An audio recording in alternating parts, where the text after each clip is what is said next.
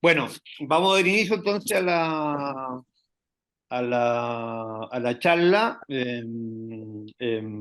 Presento al ponente hoy día, es el doctor Felipe Gálvez Sánchez, psicólogo de la Universidad de Chile, psicoterapeuta especialista en terapia familiar y de pareja, formado en el Centro Milanese di Terapia de la Familia Milán Italia, doctor en filosofía, convención en estética de la Universidad de Chile, académico del Departamento de Psicología de la Universidad de Chile, coordinador de varios programas de pre-posgrado, miembro del Comité de Gestión del CAPS y coordinador de la línea sistémico relacional, en el área clínica y salud mental, en la misma casa de estudio, además es docente de la Escuela de Psicología de la Universidad Mayor. Su línea de especialización tiene que ver profundamente con el trabajo con familias en diferentes contextos, la formación de profesionales en el ámbito clínico y la formación en educación superior, procesos curriculares y otros asociados a los modelos de universidad. Ahí está también Cristian Sebastián. Tiene participación en 2 libros, de 2012, Moderna y Responsabilidad Clínica, a cargo de Bianciardi Marco y Felipe, de la editorial Praxis Psicológica, y el 2010 el libro Formación para una psicología clínica, en su rol de compilador, también por la misma editorial. Destaco 2 artículos del 2011, Procesos formativos, la construcción de personajes terapéuticos, de la revista Terapia de Familias y Terapia, y otro en conjunto con Pamela Bernales, Sonia Pérez, que se titula Transitando los procesos de tutoría sociolaboral con jóvenes vulnerables, roles y tensiones desde el construccionismo social, del 2009 en la revista Psicología del Departamento de Psicología de la Universidad de Chile. Bueno, ahora le doy el pase al doctor Galvez y evidentemente el programa es, él tiene 30, 40 minutos para hablar y luego viene, esperamos 20, 30 minutos de pregunta y conversación. Pueden ir haciendo sus preguntas en el chat, yo voy a estar atento a eso, y también pueden hacerla al final. Así que, bienvenido, yo me muteo y dejo al doctor Galvez con el micrófono y la pantalla. Gracias, Cristian, por tener la camarita prendida. Siempre es bueno como tener un ser humano detrás de las pantallas, a pesar de que estamos lejos. Yo había entendido siempre que la presentación iba a ser eh, online, entonces, mira, ahí apareció Rodolfo también. Eh, y los colegas de la que están en la sala, me parece que está el mundo también, así Sí. que aprovecho de saludarles. Y bueno, claro, podría haber sido una instancia híbrida, pero estoy aquí mismo en la escuela, en el segundo piso. Vayamos directo como a los temas.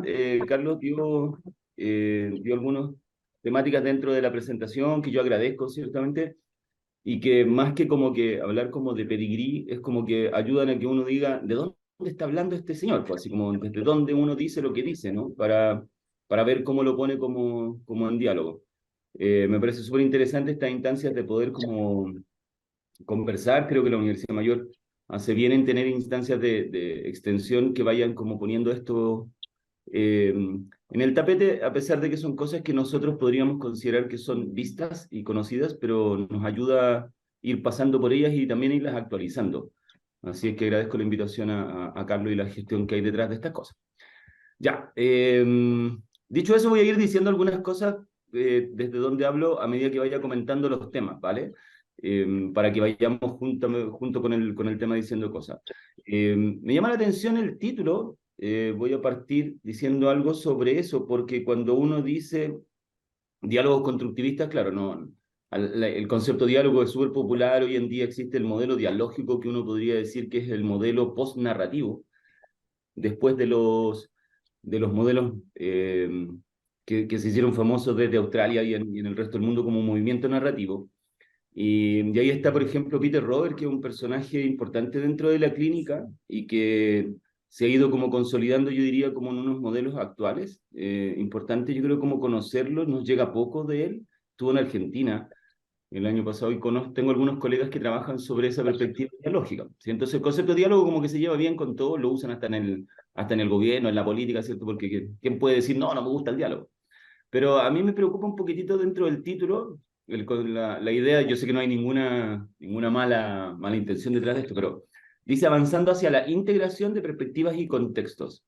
Y creo que el concepto de integración es un concepto que nos podría ayudar para hablar de la complejidad del constructivismo, porque vamos a ver que no se lleva bien con el concepto de integración, ¿vale? Vayamos por ahí. Normalmente, la gente que conoce de la... Yo voy a hablar de la perspectiva clínica, ¿no?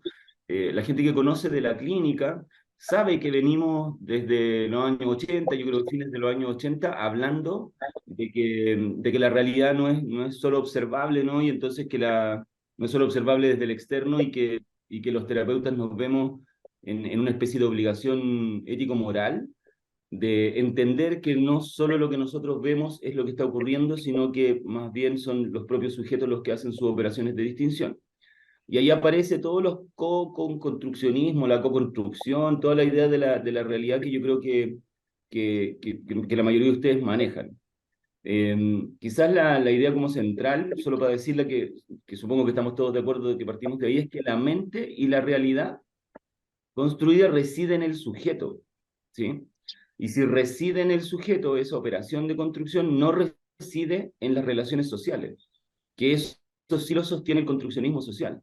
Entonces, a mí me parece que el constructivismo, cuando aparece de manera fuerte en el escenario epistemológico de la clínica, se mantuvo como una idea más o menos totalitaria de que la realidad es construida, pero después cuando aparece el construccionismo social, en realidad nos obligan a hacer esa diferencia y decir, es que para el constructivismo esa realidad construida reside en el sujeto, en cambio para el construccionismo reside en las relaciones sociales.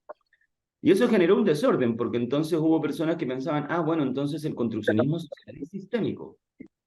Y entonces el constructivismo es cognitivo solamente, porque si reside en el sujeto estamos pensando que es cognitivo. Y ahí entonces hubo que hacer todas unas aclaraciones para decir, no, lo que pasa es que también el constructivismo, el hecho de que diga que la realidad reside en el sujeto, no quiere decir que nos olvidamos de las relaciones, ¿sí?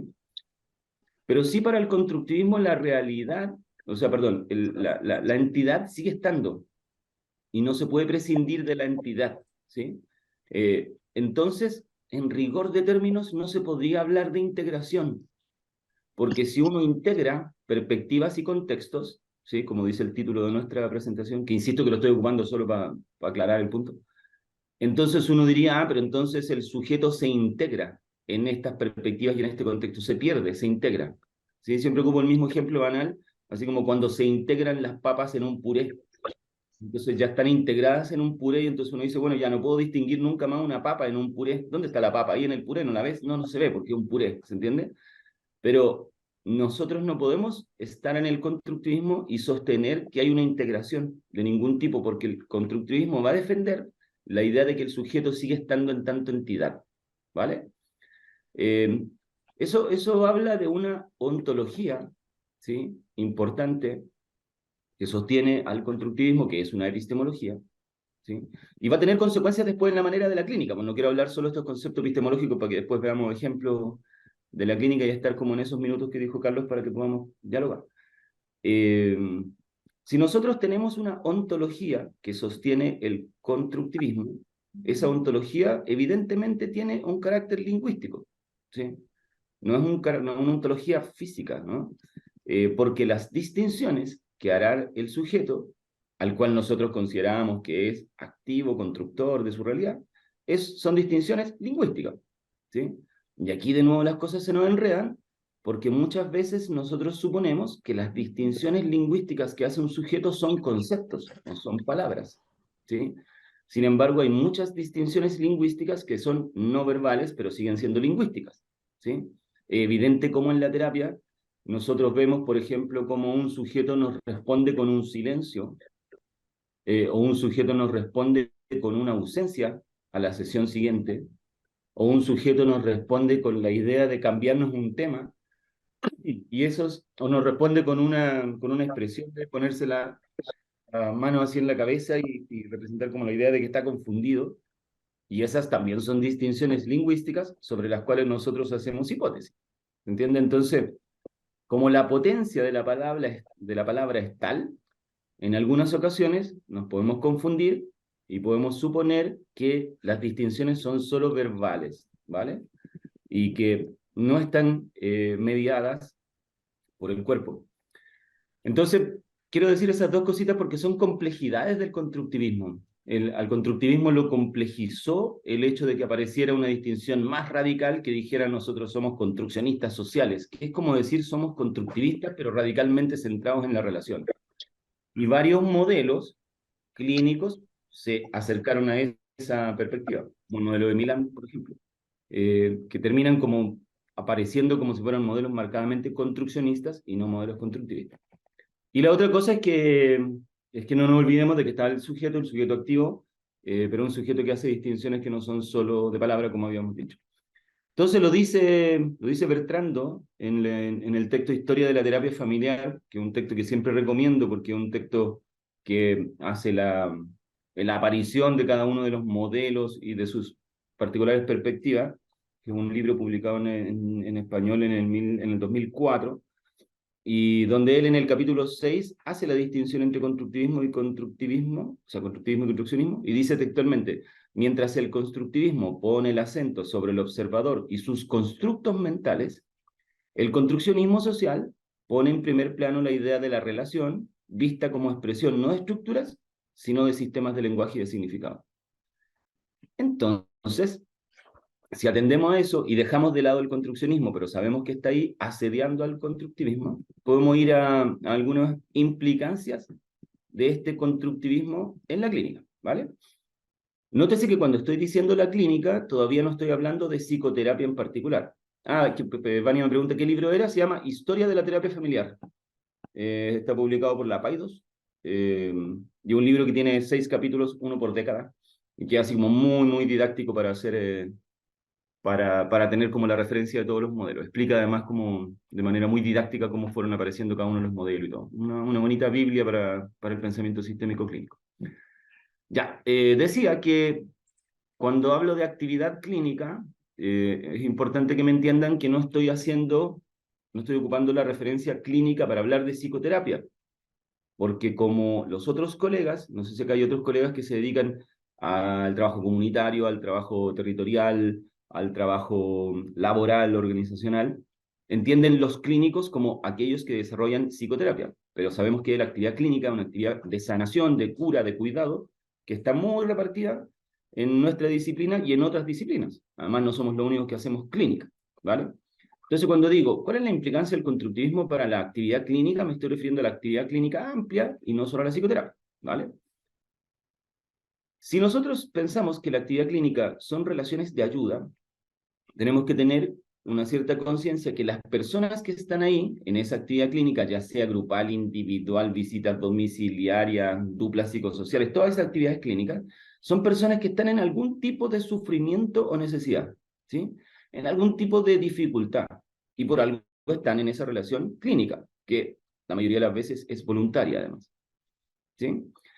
Frecuentemente las personas, cuando nos sentimos en una situación de dificultad, de necesidad, de sufrimiento, tendemos a autocentrarnos, tendemos a pensar más en nosotros mismos que en el otro.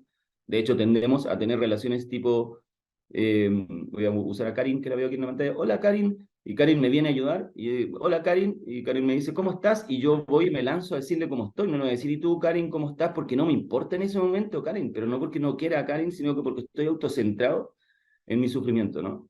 Y entonces aceptamos rápidamente relaciones que parecieran ser unidireccionales, en las cuales yo soy el centro y yo tengo que hablar.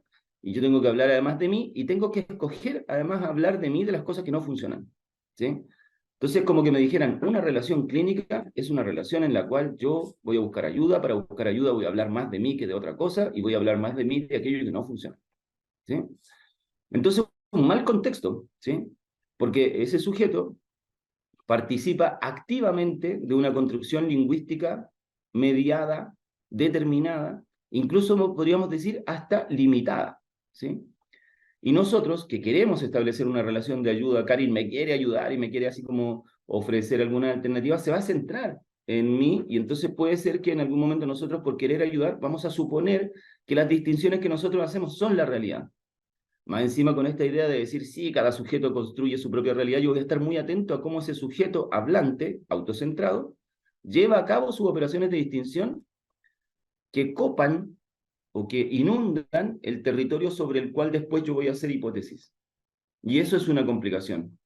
Porque es difícil que yo le diga a ese sujeto, ¿podrías no estar tan autocentrado, por favor, ahora que estás en sufrimiento y contarme más cosas del contexto? ¿O podrías hablar de otras voces que no son las voces que hablan de ti como un problema? Pero el sujeto no va a hacer ese ejercicio, ¿sí? Está autocentrado. Y entonces, ojo, porque constructivismo ahí nos puede llevar como a la idea de, que quiero esa construcción de la realidad porque lo quiero ayudar. La urgencia de la ayuda en algunas ocasiones puede ser compleja. Entonces, esa es una dificultad del constructivismo en la clínica. Luego hay otra, ya voy a hablar de las ventajas, luego hay otra de los modelos clínicos que se alojan un poco, se sostienen en el constructivismo, ¿sí? Ya había dicho de que el modelo sistémico tuvo que hacer un esfuerzo en decir, ya, sí, es que dentro de los sistémicos están los sistémicos constructivistas y están también los sistémicos construccionistas. El paradigma relacional hizo poner a Yergen, a John Schotter y a compañía, planteando énfasis en este constructivismo bajo el título de construccionismo social. Y eso nos acercó un poco más a Ibáñez, a González Rey, que son metodólogos de la investigación. ¿Sí? Como que uno lee esa perspectiva y uno dice, hoy los construccionistas sociales son también la epistemología de los análisis cualitativos, de la metodología de investigación cualitativa. Como que nos empezamos a parecer a eso. Pero también está la necesidad de diferenciarse, los sistémicos me refiero, con el modelo cognitivo por-racionalista, ¿sí? El modelo de Guidano, ¿sí? Que entiende, ojo con esto, ojo con esta definición, que entiende la realidad como algo que se va construyendo de forma única y personal. El constructivismo cognitivo entiende que la relación se va construyendo de manera única y personal, ¿vale? Frente a eso, nosotros, los sistémicos, podemos estar de acuerdo y decir, sí, pues nosotros también pensamos que la realidad se construye de manera única. De hecho, comprendemos que existe la singularidad, lo que hace que Karin, que Rodolfo, que Silvano sean sujetos singulares, únicos en sí mismos. Pero no vamos a estar tan de acuerdo con que la manera en que construyen la realidad es personal. Nosotros vamos a suponer que ellos construyen su realidad en un sistema mediado por la relación. Y los cognitivos constructivistas están un poco más en el énfasis de que eso lo hacen de manera personal. Y por eso apuestan a entender modalidades de construcción cognitiva que son personales, ¿sí?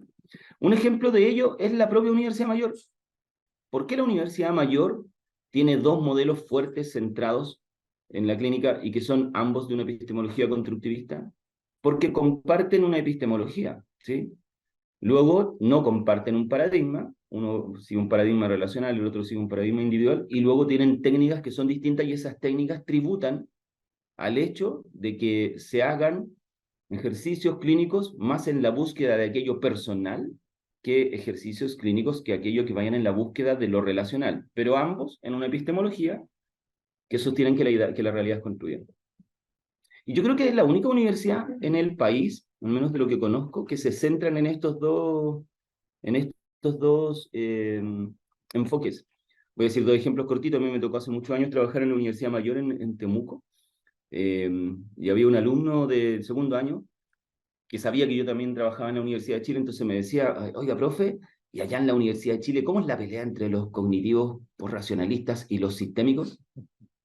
Y yo, chuta, es que, ¿sabéis qué es? En realidad esa pelea, ese conflicto es muy Universidad Mayor, y es bonito que él lo haya entendido, pero también era importante que él entendiera que no es una pelea que se da en todos los contextos. De hecho, nosotros peleamos más con gente de otro enfoque que con los cognitivos racionalistas que se desarrollaron después en la Chile. Otro ejemplo fue hace mucho tiempo, de hecho traté de buscar un afiche para poder mostrárselo hoy día y creo que por lo antiguo no hay.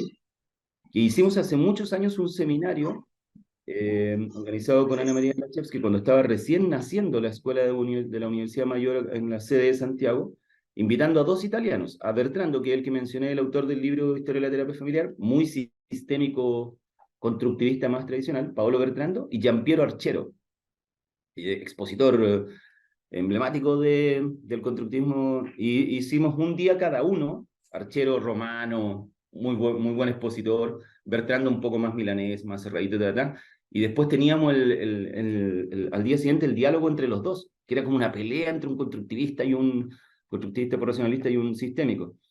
Y Archero se negó a participar de ese diálogo y nos quedamos como con Bertrando así como hablando.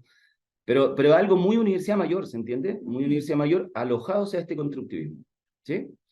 Entonces, como que lo que trato de decir más allá de las anécdotas es que llevamos hace mucho tiempo practicando un ejercicio constructivista en el cual nosotros decimos, eh, asumimos la idea de que hay una construcción de la realidad, esa realidad, el decir que asumimos que hay una construcción de la realidad tiene consecuencias, pero, no estamos, pero casi siempre estamos como diferenciándonos entre constructivistas y constructivismos, y además tratando de que eso no se traduzca en la idea de que hay un sujeto solo que ve su realidad como observador y entonces hace lo que quiere porque ve su realidad como observador. ¿Por qué hacemos esto? ¿Por qué nos metimos en esto? ¿Por qué pensamos que esto nos podía servir? En primer lugar, porque estos movimientos que nacen en los años 80, fines de los años 80, vienen a defender una especie de cultura ética de paridad entre observador y entre sistema observante y sistema observado. Porque en los 80 era muy violenta la relación del sistema observante con el sistema observado. Hoy lo vemos a la luz del tiempo, ¿no? Pero vemos un terapeuta muy dominador, un terapeuta muy ejercitando unas prácticas de sanación, de curación, de movimientos, de estructura, bajo la idea de que había una observación experta, ¿no? Entonces, en el momento en que eso se satura, se ofrece el constructivismo o estas perspectivas como perspectivas que no intentaban ser como eh, sofisticadas, sino más bien intentaban generar una paridad. Detrás del constructivismo hay una noción ética de vida, ¿sí? Y de considerar al otro como un legítimo otro, no porque es legítimo y suena bonito decirlo, sino que porque efectivamente entendemos que hay ahí un sujeto que tiene un poquitito más de lo que hoy día diríamos derechos, hoy día diríamos paridad o cosas por el estilo, ¿no?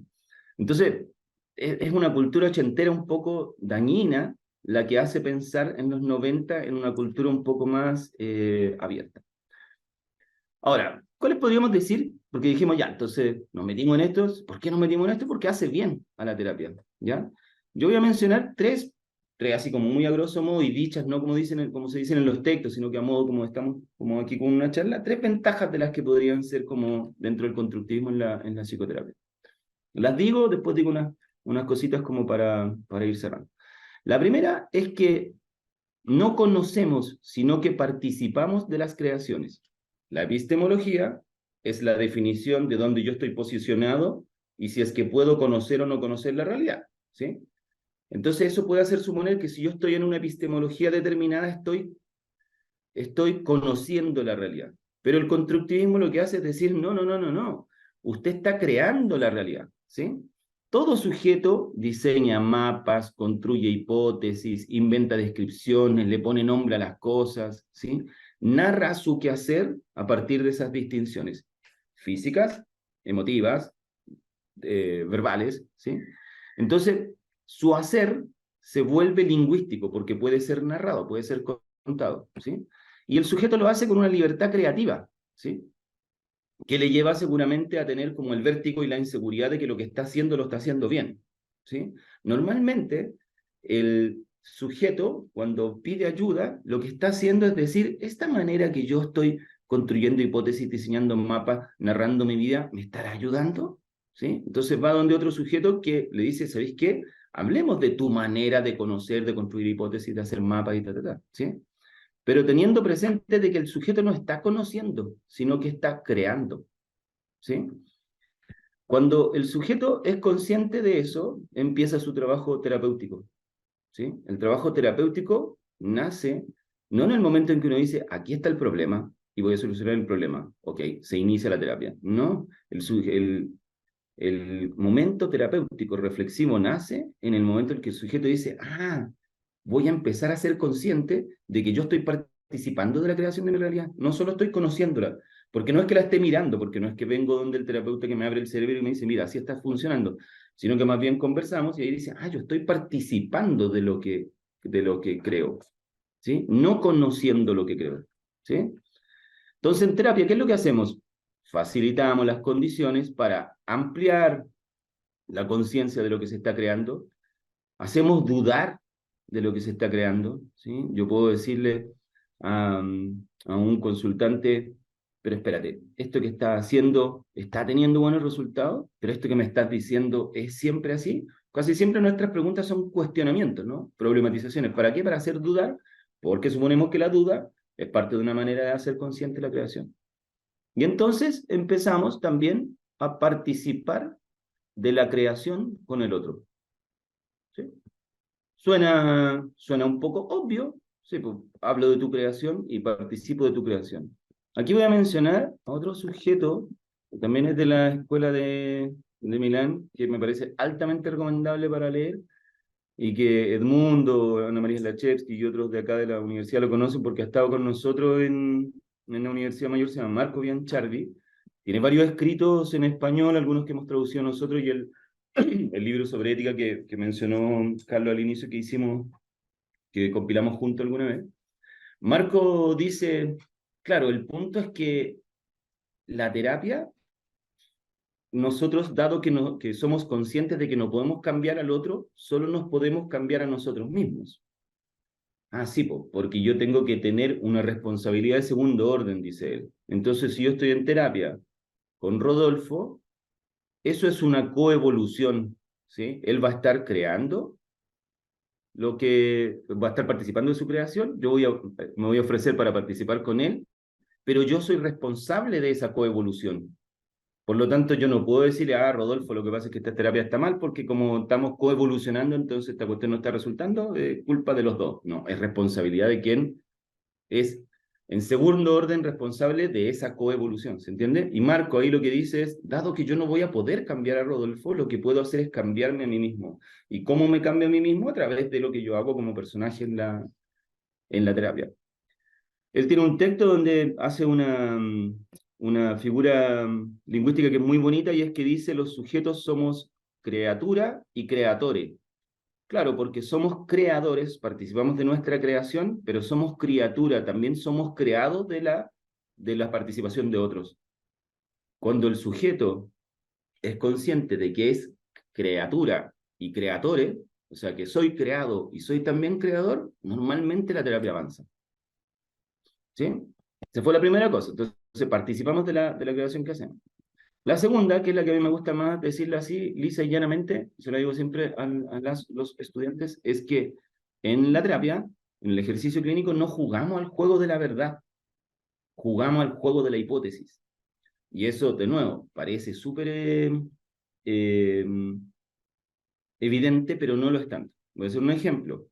Trabajando con una familia, la familia vive una situación muy, muy problemática, pero por un agente externo, que no vale la pena que la comente, y ellos llegan a la terapia con la idea de vivimos esta situación, este momento, y tenemos un trauma. De hecho, nos han dicho que estamos viviendo una situación postraumática. ¿Sí? Es una distinción lingüística bien clara. Algunos hasta actúan físicamente lo postraumático, ¿sí? Lo actúan con su cuerpo, sobre todo los menores de edad, los niños que habían en la familia. Dicen, pero queremos que nos ayuden en esta situación postraumática. Como yo no me llevo bien con la distinción postraumática, porque remite mucho a la idea del pasado, y por ahí fue un término capturado por el psicoanálisis, donde aparece como lo reprimido y no me acomodaba tanto que ellos sintieran que esto fue un trauma y que estaban en una situación postraumática, a pesar de que en términos de definición es correcto. Entonces yo empecé a hablar de la figura de la explosión, para no hablar del trauma. Así, claro, cuando esta situación pasó, que en realidad fue una explosión, me acuerdo perfectamente que a una adolescente de la familia dijo, sí, porque después de la explosión es como que, ¡pum!, como que todos saltamos lejos y quedamos en distintas posiciones. Y a mí me pareció tan bonita esa figura que, siguiendo un poco, extendiendo la analogía hacia una metáfora, yo le dije, sí, y a mí me parece que saltaron más lejos los que son más livianos, y no saltaron mucho los que son más pesados. Y ella se reía porque decía, sí, mi papá es muy pesado, no se movió nada, jajaja, con la explosión, pero era un poco una broma y no tan broma, porque lo que trataba de decir era que su papá había sido menos afectado que los más chicos, que eran sus hermanos chicos, que eran muy livianos, que habían saltado lejos. ¿Sí? A mí esa distinción lingüística me gustaba más, ¿vale? Ellos la empezaron a tomar. Empezamos a trabajar un par de sesiones como con la idea de la explosión. Está bien, bonita figura. Pero después de eso, yo quería salirme de ahí. ¿Por qué? Porque no jugamos el juego de la verdad. Porque no es que ellos llegan diciendo, mira, aquí tengo la verdad, tengo un trauma. Y después dijeron, ¿sabéis qué? En realidad, el terapeuta nos enseñó que no era un trauma, era una explosión.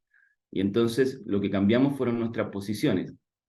Es muy contraterapéutico cambiar una verdad por otra, porque una es un ejercicio finito, que está delimitado, que en algún momento caduca, y además porque estás educándole al otro que tú en realidad tienes una verdad que es mejor que la verdad que traen ellos. ¿Se entiende? Entonces, no vamos a estar jugando a la verdad ni a descubrir, ni a resignificar, ni a sacar un diagnóstico para poner un diagnóstico participativo, ni a cambiar una palabrita por otra, ni a sacar a una persona de una posición para ponerle a otra posición, porque si no, vamos a estar diciendo nosotros podemos descubrir y saber qué es lo que es y qué mejor que hacer. Entonces, ¿con qué nos tomamos? Con el cambio, porque las terapias ochenteras y hasta los 90 se la jugaban por el cambio, ¿no? Nuestras terapias noventeras, post movimientos epistemológicos, trabajan más sobre el proceso reflexivo. Y entonces las hipótesis son permanentes, ¿sí? El ejercicio terapéutico es permanente. La persona se abandona la terapia no cuando soluciona un problema. La persona abandona la terapia cuando siente que el proceso reflexivo le ha brindado la cantidad de herramientas como para comprender cómo juega, ¿sí? Cómo crea, cómo participa. Y entonces eso se lo puede llevar a otro momento. Decir que la terapia no es el juego de la verdad implica abandonar una serie de prácticas que antes eran muy típicas de la terapia. Un poco provocatorio, se los dejo ahí como para las preguntas del final. Y el tercer punto es que el constructivismo, particularmente el constructivismo, se lleva bien con lo narrativo, ¿sí? Con los movimientos narrativos. Pero no estoy diciendo que el constructivismo se lleva bien con Michael White y David Epstein, ni con la Lynn Anderson, no estoy diciendo los narrativos como los modelos, sino que con lo narrativo, ¿sí? Con la narración, con el ejercicio de articular relatos, ¿sí? Y ponerlos en una construcción provisoria, ¿sí? Lo, lo, lo que hacemos narrando, lo hacemos inevitablemente juntos, chocándonos o coordinándonos con otros, ¿sí? Lo hacemos también en soledad, ¿sí? Pero está dentro de una relación observador-observado, ¿sí? Que apela a tu subjetividad. Muchas veces tu manera de narrar es una manera de ayudarte a la idea de que estás construyéndote, ¿sí? Yo no soy un defensor particularmente del modelo narrativo, ni digo que trabajo desde un modelo narrativo, pero trabajamos con tesistas que trabajan con análisis narrativo, trabajamos con tesistas que trabajan con técnicas de recolección cualitativas, trabajamos en supervisión, indicando a, a colegas que existen alternativas de trabajo que son marcadamente narrativas en terapia, ¿sí? El punto es que al trabajar sobre la narración, no conocemos algo que ya está, sino que creamos algo que aún no está, ¿sí? Entonces, la narración se transforma en una narración compartida, ¿sí? No aparece sino hasta que la inventamos, y no tiene peso hasta que la ponemos en juego o en diálogo con otros, ¿sí? De hecho, normalmente uno crea algo y al otro día se lo cuenta a alguien, ¿sí? Y cuando se lo cuenta a alguien empieza como a existir y a tener una solidez que a veces me impacta. Y a veces no dura nada porque si alguien me dice, no, pero mira esto que mensaje. Entonces, lo estamos inventando, no cuando estamos en nuestra almohada y pensamos en una cosa y le ponemos un nombre, porque es un relato, ¿no? Una narración se vive en el encuentro y eso hace que nazca en la relación con otros, ¿sí? Entonces, en el mismo momento en que estamos encontrándonos con otros, estamos participando juntos de una creación narrativa. Entonces, ¿por qué digo esto? ¿Y por qué me parece que es ventajoso? Porque todos los modelos post-90 que fueron adscribiendo a distintas epistemologías, se fueron transformando en algo que a Ana María Slachevsky le gustaba decir, ¿no? Que era como modelos que podían tener distintas técnicas, algunas técnicas muy corporales, otras técnicas muy verbales, otras técnicas muy psicodinámicas, pero estaban al servicio de una construcción narrativa, ¿sí? Por eso ella en algún momento habla y dice modelo sistémico centrado en narrativas, ¿se entiende? Pero no es que seamos todos narrativos. Pero yo diría que es casi imposible estar en el constructivismo sin actuar desde una lógica narrativa, ¿sí? Mejor decirlo así para no decir, es imposible ser constructivista sin ser narrativo, ¿se entiende? Porque sería medio impreciso en términos epistemológicos, pero es imposible estar en el constructivismo, adscribir a una epistemología constructivista, sin luego actuar o trabajar desde una lógica narrativa. Ya, y para ir cerrando, para que abramos un poco como una discusión, algunas ideas como para cerrar. El mismo Bianchardi, que el que puse en el chat, Steffi. Ah, no, pensé que quería decir algo Steffi. Oh, la silenciaron. Después censurada inmediatamente.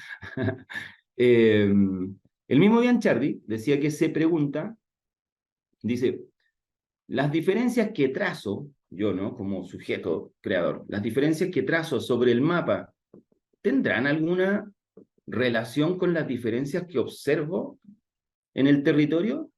O sea, así como, ¿será que a mí se me ocurre cualquier cosa independiente de la realidad? ¿Sí? O dice, o existe alguna correspondencia vinculada a mi punto de vista observador entre las características del mapa y las del territorio. Algo así como, el mapa que yo me trazo tiene mis características, eso no lo puedo negar, pero también tiene características de su propio territorio. ¿Por qué se pregunta eso? Porque lo que ha pasado con los constructivismos más radicales es que asumen la condición de ceguera. Marco Bianchardi tiene un texto que es muy bonito que se llama El observador ciego, y que dice que también la idea constructivista, así como más básica, es que nosotros seamos capaces de aceptar nuestra ceguera. Yo creo que la gente que lee a Bianchardi lo lee como terapeuta y dice, ah, claro, yo como terapeuta constructivista tengo que aceptar que tengo un punto de vista ciego, ¿sí? Pero a mí me parece que nosotros como terapeuta es interesante que trabajemos con el consultante en la conciencia de su propio punto de vista ciego, solo que lo tenemos que transformar a una conversación que no es epistemológica. Si no, la gente se aburre, si la gente quiere hablar de lo que para ellos son sus problemas o sus recursos, ¿no?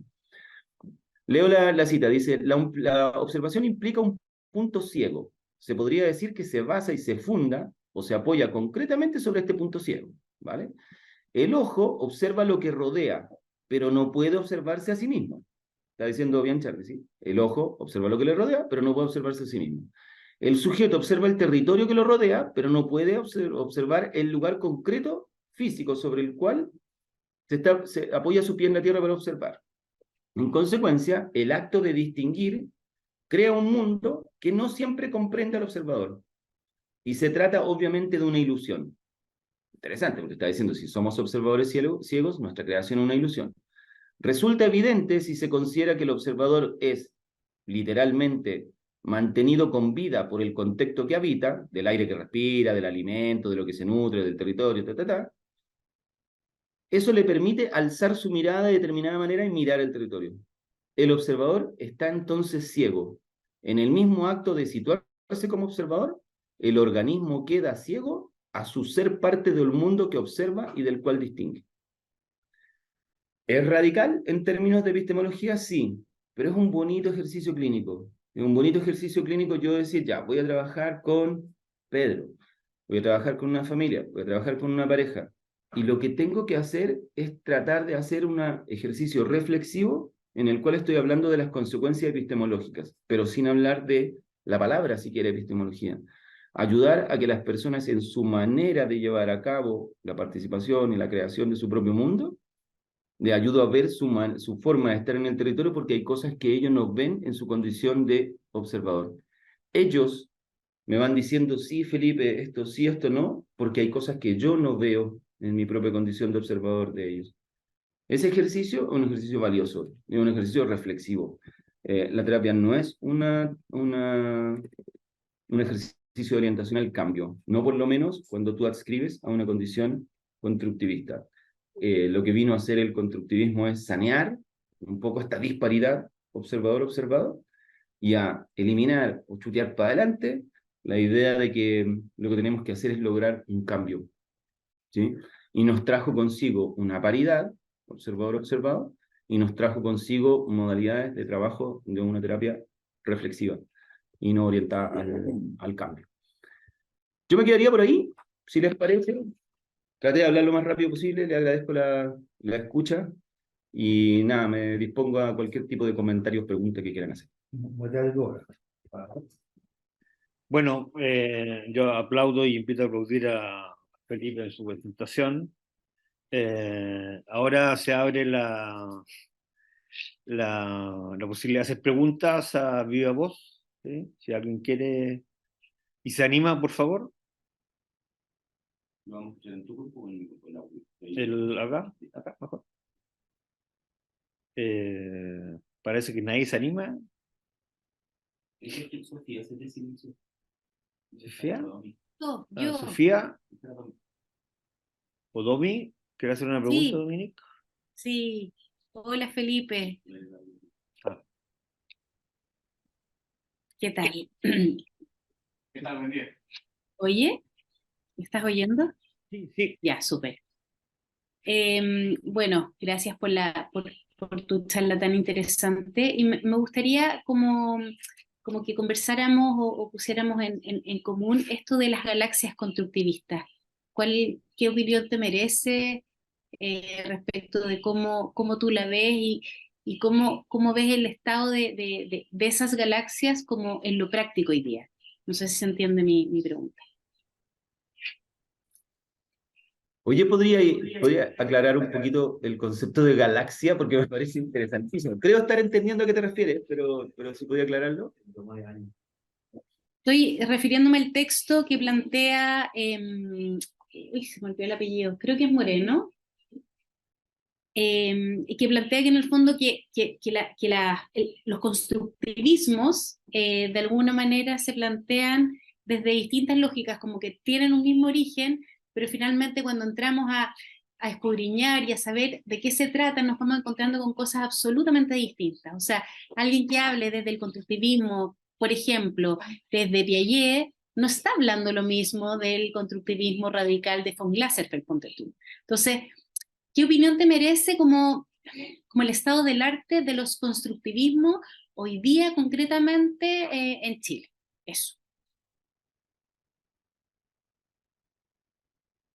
Ya, parto por responder. Oye, lo primero que hago es saludar a la Domi, que no la veía hace mucho tiempo y que nos conocemos hace tanto tiempo, de una persona que le tengo mucho cariño y que me encanta que siga por acá porque siempre la he visto muy trabajadora y muy dedicada a lo que hace. Así que gusto de verte, Domi. Y fuimos compañeros Dicho, también. dicho eso, mira, yo no conozco el tema al que te hace referencia. Acá Carlos está diciendo que quizás podría ser Ibáñez el que lo plantea, pero da lo mismo, ¿ah? Creo que se entiende la pregunta. Eh, yo tengo la impresión de que ese es un ejercicio académico, ¿sí? De hacer como pequeñas distinciones. Yo me acuerdo que en algún momento se hablaba mucho del constructivismo radical de von Glaserfeld, ¿no? Pero después de que pasó el tiempo, como que no aparecieron más traducciones de von Glaserfeld y nadie más habló de von Glaserfeld, sino, eh, von Fester era un tipo del cual nosotros hablábamos mucho. Yo me acuerdo que teníamos así como las semillas de la cibernética, era un texto que nos pasaban y todos teníamos que leernos ese texto que era como una Biblia. Y no sé si se acuerdan que ese texto tenía como una introducción en cada capítulo que lo hacía Marcelo Pacman. Después Marcelo Pacman como que se aburrió de hablar de von Fester y de ese tipo de cosas y se puso a dedicar a otras cosas y como que ya no se habló más de von Fester. Entonces, hay que tener ojo porque hay algunas conversaciones que pasan de moda por cuestiones de editoriales, por cuestiones de traducciones, por cuestiones de los autores y ta. Entonces, yo creo que es un ejercicio académico. ¿Vale la pena hacer esos ejercicios académicos? Sí, vale la pena, que nosotros nos encontremos y que en algún momento digamos esto otro. Cuando son distinciones como más finas. Pero yo creo que desde hace un tiempo a esta parte ya no podemos hablar de estas perspectivas, todavía se encuentran, yo lamento muchísimo, cuando todavía aparece como algún texto que dice, bueno, estas perspectivas nuevas del constructivismo y no son nada de nuevas, tienen 50 años, ¿no? Y 50 años en una disciplina que tampoco tiene 350 años, pues entonces, como que ya llevamos la mitad del tiempo de nuestras disciplinas hablando de constructivismo, entonces no tienen nada de nuevo, ¿no? Lo que tiene de nuevo es como ver cómo eso se actualiza en función de los tiempos. Y yo creo que hoy día ha ido bajando un poquitito la necesidad de clarificar tanto la posición epistemológica y ha ido apareciendo un poco más la necesidad de ir clarificando la posición ontológica. Yo creo que por eso la Universidad Mayor hace lo que hace, y ha ido apareciendo la necesidad de recuperar lo teórico. porque cuando nos pasó que hablábamos tanto de epistemología, como que dejamos de hablar de teoría. Y entonces hoy en día tú le preguntas a cualquier persona que trabaja desde una perspectiva sistémica o post-racionalista, y tú le dices, bueno, pero ¿cuáles son las teorías que sostienen tu trabajo? Y casi siempre te responden epistemologías, no te responden teorías. No te dicen la teoría de la relación, bueno, la teoría general de sistemas, ya, pero la teoría general de sistemas es como donde nos sostenemos casi todo. Marcelo Arnold nos vino a hablar de actualizaciones de eso en la conferencia anterior. Entonces, creo que una recuperación de lo teórico es una manera también de hacerle un poquitito el quite a esta sobreepistemologización. En Chile en particularmente, me parece que la potencia que en algún momento tuvo la pugna entre el Instituto Chileno de Terapia Familiar y el Instituto de Terapia Familiar de Santiago, tú te acordarás de eso, Domi, cómo era en ese tiempo, que era como tener así como a dos equipos en primera división y los otros no peleaban nada. Esa era una lucha epistemológica, ¿sí? Pero hoy en día hay múltiples realidades de gente que incluso varía un poquitito y entonces los diálogos epistemológicos son menos binarios y mucho más finos, ¿sí? Lo que yo creo que no tiene que estar es tanto eso en la docencia, porque en la docencia me parece que la epistemología, hoy por hoy, los estudiantes, las estudiantes lo practican, lo viven mucho más en su cuerpo, en su manera de estar, en el género, en una ideología política, en los derechos de los pacientes. La epistemología está traducida, yo creo, hoy en día, no en una distinción abstracta, sino que en una distinción más concreta. Y yo creo que Chile es una muestra de eso, porque hay fenómenos sociales que están como en torno a eso, que nos hacen que en la academia estemos más hablando de cuestiones directas que de luchas entre artículos escritos. Y una última cosa, y Tenés que dejo de poner el hablar, audio para que yo escuche. que también la distinción de lo sistémico, que también es un gran paraguas, ¿no? O sea, cuando alguien se dice sistémico, en realidad no dice mucho. O sea, tenemos 300 formas distintas de entender lo sistémico, y yo creo que esa es una discusión interesante que podríamos hablar en otro minuto. Muchas gracias, compañero. Gracias, Domi. Ahora, El orden, Cristian, y después Rodolfo. Por favor. Sí, muchas gracias, Felipe, por la presentación. Yo solo quiero, o sea, tengo varias ideas, pero hay una pista que me gustaría que profundizara, que tiene que ver con esta metáfora, pues yo entiendo que es una metáfora, de esto de chutear para adelante el cambio. Porque tengo la impresión de que, no, es más que una impresión, porque en psicología del aprendizaje, en psicología del desarrollo, en psicología educacional, es algo que no podemos hacer. No podemos chutear para adelante el cambio. Podemos conceptualizarlo de distintas maneras, podemos debatir, podemos evaluar, pero no lo podemos chutear para adelante. Entonces, me gustaría entender más cuáles son los límites de la metáfora, pero sobre todo, cuáles son los límites, como por decirlo así, el enmarcamiento, tanto epistemológico o siguiendo tu línea de pensamiento, sobre todo ontológico, del cambio dentro de la perspectiva que tú nos estás proponiendo. Gracias. Vale. Gracias, Cristian, por la pregunta. A ver, para hacerla así como más concreta y más directa, no es que, a ver, yo represento a un tipo de, represento, más bien adscribo, no es que representan en realidad, me represento a mí mismo con suerte, ya, pero a ver, yo participo, digamos, de una especie como de generación de terapeutas que fuimos como criados en las terapias dominantes de los modelos estructurales estratégicos de los años 80 y que estudiamos en los 90, entonces nacimos un poco como con esta conflictualidad de un giro lingüístico, ¿vale? Y entonces son los momentos en los cuales las terapias adscriben más a hacer una propuesta lingüística, ¿sí?, que hacer una propuesta de cambio. Esto en términos concretos no quiere decir que yo en particular cuando trabaje con una familia, con una pareja, no me interese que cambien, ¿sí? Sino más bien, y yo creo que por eso puede servir la analogía, que a lo mejor se transforma en una metáfora, pero la analogía de chutear para adelante al cambio es chutearlo para adelante para que quede fuera del trabajo clínico estrictamente en psicoterapia, ¿sí? Yo lo que no quiero es que comprometerme con alguien a que llevar a cabo un proceso reflexivo necesariamente va a producir un cambio, ¿sí? Sino más bien como que trabajo bajo la idea de que nosotros somos los que trabajamos un proceso reflexivo, ese proceso reflexivo tiene la probabilidad de que ellos lo lleven a su vida cotidiana, porque el proceso reflexivo se está dando en una situación artificial, que es la terapia, es un artefacto, es un hecho creado, ¿sí? Entonces, esa situación artificial está construida para un proceso reflexivo. Ellos lo pueden llevar a su vida cotidiana, y existe la probabilidad de que lo lleven, y si existe una segunda probabilidad de que ellos generen cambio, pero no estoy participando yo de manera directa de eso. Entonces, chutearlo para adelante para que quede fuera del escenario terapéutico, por decirlo así. ¿Qué implicancia tiene eso ontológicamente? Yo creo que tiene que ver con que, y aquí tomo un poquitito lo que dijo Domi antes, es que, claro, yo creo que todos somos más o menos sistémicos, en el sentido de que sería muy obtuso pensar y decir que el sujeto está solo, sin relación con nada. Solo tenemos diferencias metodológicas que dan énfasis mayor a una relación u otra, pero no todos somos ontológicamente relacionales. Y tener una ontología relacional quiere decir que el sujeto nace y se deshace en la relación. Para mí eso es como una base desde donde trabajamos, que es de Gregory Bateson, sustancialmente, y donde la realidad humana, la conversación humana, la creación humana, es sin fines estratégicos, sanadores, curativos, inmediatos, ¿sí? Y por eso es que veo esa relación terapéutica como que la terapia reflexiva es una terapia que puede permitirse no estar tan cerquita del cambio.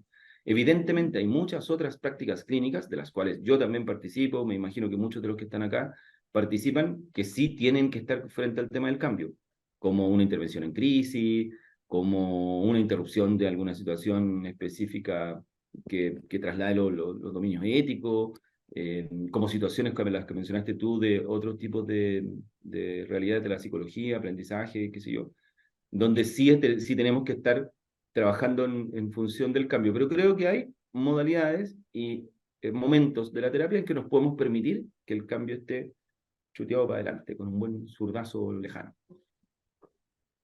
Gracias.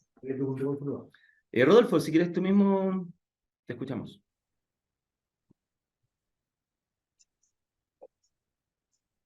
El muteado. No te escuchamos. ¿Ahora se escucha? ¿Tampoco? ¿Sí? Los Ok. demás lo escuchan, pero quizás sí. Entonces, ¿por qué no funciona? No, ahí sí. Muchas gracias por la presentación, muy interesante. Me encanta que estemos conversando sobre este tema y lo estemos haciendo de manera interdisciplinaria. Me encanta la presencia de Cristian Sebastián acá. Justamente ese era el espíritu de este ciclo de conversaciones. Te quería contar un poco de eso. El nombre no tiene que ver con adscribir a una perspectiva de construccionismo social o ¿no? una perspectiva dialógica incluso acerca del constructivismo. Lo que pasa es que nosotros observamos que hay algo en lo cual tenemos que avanzar como escuela y es, si queremos, tú sabes que tenemos un sello constructivista, pero ese sello constructivista, desde mi impresión, está muy centrado en el trabajo clínico. Y efectivamente, como de tu presentación se responde y se deduce, digo, y de lo que comenta Cristian, no son iguales esos campos de acción y los constructivismos tampoco son iguales, los que funcionan en uno y en otro ámbito. La principal, entonces, perdón, en ese sentido se llama diálogos constructivistas, avanzando a la integración entre perspectivas, pero también contexto clínico, contexto organizacional, contexto educacional, ¿no? Entonces, si yo entendí bien, tenemos aquí una diferencia que es bastante sustantiva, y es el hecho de que en psicología educacional no podemos quedarnos solamente en la reflexión o en la toma de conciencia de parte del observador, ¿no? O sea, necesariamente tenemos que construir conocimiento. La manera de entender el conocimiento no es a la forma realista, por cierto. Estamos entendiendo que el conocimiento es siempre una construcción, pero hay construcciones que son mejores que otras, unas mejores que otras. Digamos, no hay un relativismo en ese sentido. El conocimiento científico es de mejor calidad que el conocimiento, digamos, del sentido común, o el punto de vista del sentido común, aun cuando el conocimiento científico tampoco nos habla de verdades objetivas. Pero sí tenemos que avanzar hacia una perspectiva más consensual donde, digamos, intersubjetivamente podamos ponernos de acuerdo respecto de qué vamos a entender, por ejemplo, por una pandemia, ¿no? Y en ese sentido, no vamos a dudar, digamos, en dialogar con el objetivo de instalar la idea de que las vacunas son una medida necesaria para dar solución a ese problema, por ejemplo. Y entonces la perspectiva del sentido común o de un cierto tipo de conspiranoia no vale lo mismo que la perspectiva científica en este sentido, en este contexto. Entonces te quería preguntar si tú aprecias también esa diferencia, cómo la evalúas, ¿no? Y lo quiero conectar también con otro tema. Yo tengo la impresión de que en la escuela tenemos un gran cariño por la obra de Humberto Maturana. Cristian, en su presentación pasada, no sé si tú lo viste, pensaba el trabajo de Maturana como un tipo de constructivismo radical. Y yo tengo la sensación de que desde la perspectiva de quienes hacen psicología clínica, eso no es visto así, ¿no? Entonces, eso tiene que ver con lo que te estaba comentando antes respecto de las diferentes perspectivas, ¿no? Una perspectiva clínica donde el objetivo último, si te entendí bien, porque yo no soy clínico, es la reflexión y la toma de conciencia respecto del observador, digamos, de la manera más profunda posible. No sé si lo entendí bien. En cambio, en psicología educacional, si bien eso es relevante, el objetivo final es llegar a un relativo consenso respecto de un tipo de conocimiento que tendría mayor calidad, mayor eficiencia, sería preferible a otros tipos de conocimiento. Y creo que parte de esa diferencia, por lo menos en Chile, la podríamos situar en la obra Maturana, porque me parece que hace mucho más sentido a la perspectiva que tú estabas señalando, el trabajo Maturana visto como un constructivismo radical, y no hace tanto sentido en la psicología educacional si lo pensamos tal como yo lo estoy mencionando. Entonces, bueno, es una pregunta y reflexión, lo que quería era saber cómo lo ves tú. Vale. A ver, voy a partir por el final, Rodolfo. Obviamente soy parte de los que admiran y aprecian la obra de Maturana, también de Francisco Varela, pero como que por lo menos a mí me ha tocado estar más familiarizado con el pensamiento Maturana que con el de Varela, aún entendiendo la maestría de los dos sujetos. Y yo estoy de acuerdo contigo en que la obra de Maturana 1, por decirlo así, como de teoría biológica del conocimiento, es un constructivismo radical. Y ese constructivismo radical creo que plasmó en nuestra intelectualidad, por decirlo así, universitaria, una serie de puntos desde los cuales se desarrolló un pensamiento en Chile, no solo para la clínica. Pero Maturana, cuando fue como, yo diría como ampliando sus horizontes de discusión y de crecimiento, fue abandonando algunas pistas de ese constructivismo radical en función, yo diría, de un constructivismo un poco más, probablemente un poco más humanista, si se me permite el término, un poco más con algunas visiones humanas, quizás menos científicas y un poco más espirituales.